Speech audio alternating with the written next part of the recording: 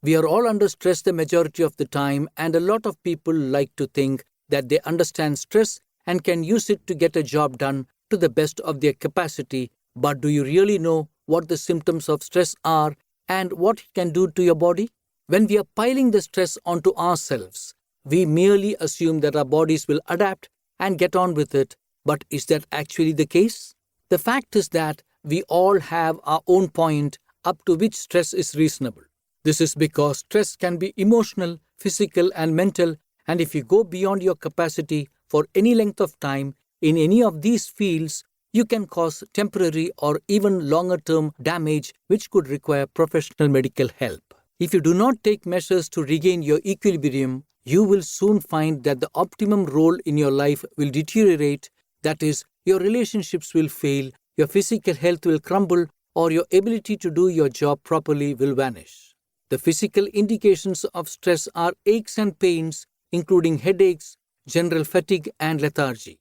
Unchecked, these symptoms can lead to migraine, muscle tension, and stiffness. These prime alterations to how your body operates can then result in other complaints such as diarrhea or constipation, nausea, and dizziness. These indications of stress in turn can lead to sleepless nights or insomnia. Unfortunately, everyone of all age groups is subject to stress. It has probably always been like that, but most people would concede that life has become more demanding for everyone since the 70s, including teenagers and even children. It is something that we should all keep in mind when dealing with irregular behavior from teenagers and children. Stress manifests itself in various ways, although the same in adults, teenagers, and children. They are midway between being independent children and independent adults, and the transition can be difficult, which means stressful. In the West, about 20% of the population are teenagers. Do not forget that teenagers are going through vast psychological, physical, emotional, and hormonal changes. Some deal with these fluctuations better than others, but hardly any teenager realizes why they are thought of as stroppy. There is too much going on in their lives that is new. In other words, they are under stress. This is not an excuse. We have all been through it, and stress is not a carte blanche to behave like a fool. Sexual awareness is a big stress factor that many teenagers do not know how to deal with because they have never experienced it before. There are various kinds of financial stress because it can stem from your own business events, from your personal circumstances, or your family life.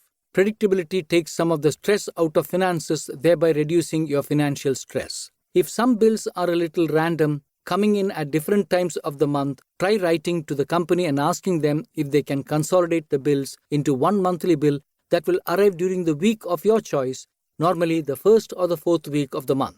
In the start, you might have to write a few letters to explain that you have taken your finances in hand, but that it might take a few months before you are on top of them. This should ward off any legal action if you have let things slide too far already. You should find that the degree of your financial stress ought to steadily reduce as you get used to your new financial system and as you see that this system works. In conclusion, stress is an inevitable part of life, but it doesn't have to control our lives. By incorporating mindfulness and meditation, exercise, time management, and other stress reduction techniques into our daily routine, we can improve our overall well-being and reduce the negative effects of stress on our physical and mental health. Remember to also take care of your general well-being by getting enough sleep, eating well, and socializing with loved ones.